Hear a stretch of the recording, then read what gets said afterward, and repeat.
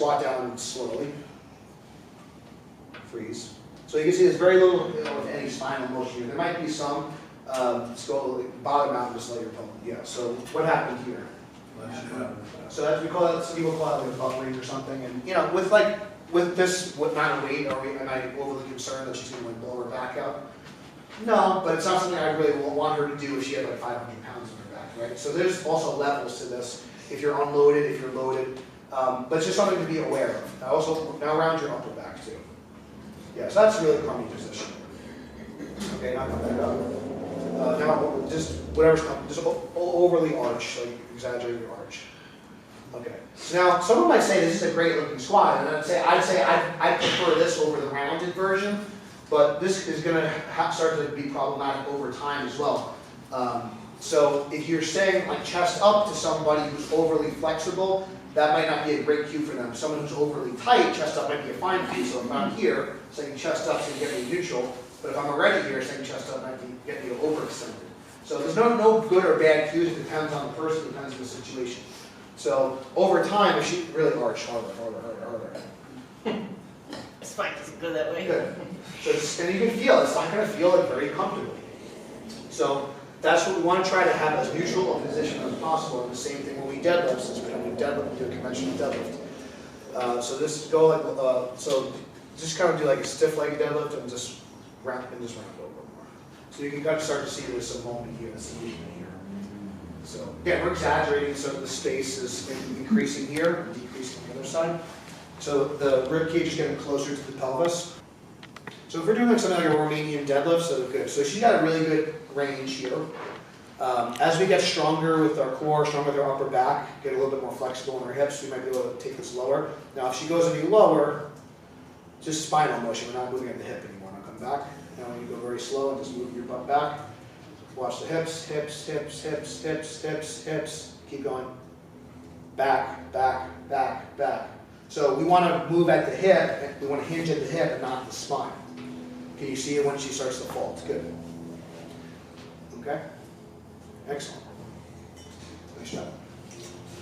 Makes sense? So now the question is, how do we hold that position in place once we know that's a good position? We're going to do what's called a brace, and we're going to have a breathing with our brace. Okay? You should be able to breathe without bracing, but if you combine them, that's going to create more pressure. This is why lifters wear belts. So we're going to spend some time. So you guys can come back seated for now. I want you to put one hand on your chest, one hand on your stomach. We're going to do this in a couple different positions. And just, keep your feet flat on the floor. Try to get it in a neutral posture.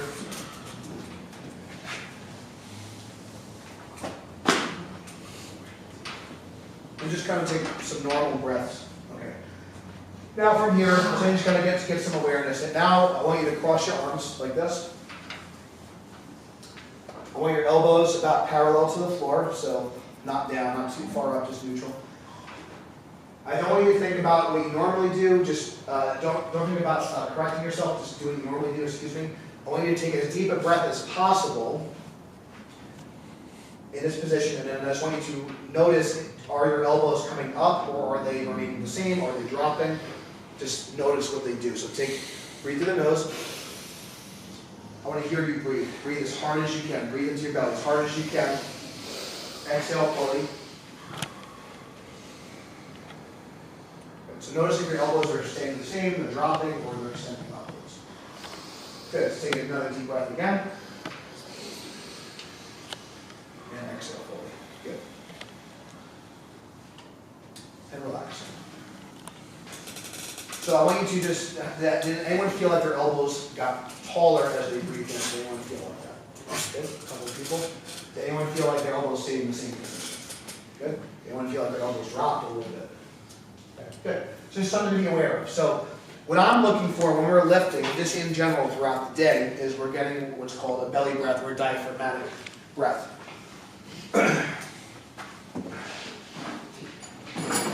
This is not exactly what a diaphragm looks like, but you can kind of get a sense of it's more of a cone-shaped muscle. And so when a diaphragm acts like a balloon, so when I am using it efficiently, it's going to compress, and then what happens to that balloon? Where is it going? So, Is it just in one spot or all around? So has anyone ever heard the cue like push your belly out? Yeah, that's fine, it's fine cue, but we also want it to come out, not just front, sides, and back. A lot of people have trouble with the back part. So if I'm using my diaphragm, I'm getting a good brace and getting a good breath effectively, that should happen. It's called circumferential expansion, so getting expansion all around the diaphragm. That's going to put pressure all around the belt. Or if you're not wearing a belt, it's going to give you the best brace possible. If I'm breathing too much into my chest cavity, that's not going to be the most efficient way to get stability. What would be easier to knock down, a tall, skinny building or a fat, short building? Tall, skinny. It's not so. If I'm getting really skinny, I might look better. I might look slim in the mirror, right? But that's not going to be really effective for creating a lot of tension, creating a good support. If I'm supporting 800 pounds in my back, I kind of want to get fat in a sense. I want everything to draw down. I want everything to expand on the sides. So this time, we're going to do the same thing. I want you to find your pelvis. Now come up about an inch so you're feeling your obliques. So here, and we're going to do the front, we'll do the back in a second. I want you to breathe into the nose.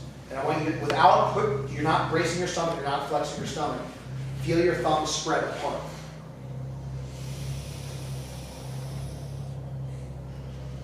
Now feel your thumbs come in.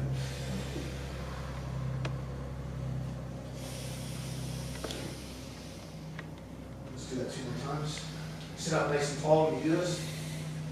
Okay, one more time. Excellent. Very good.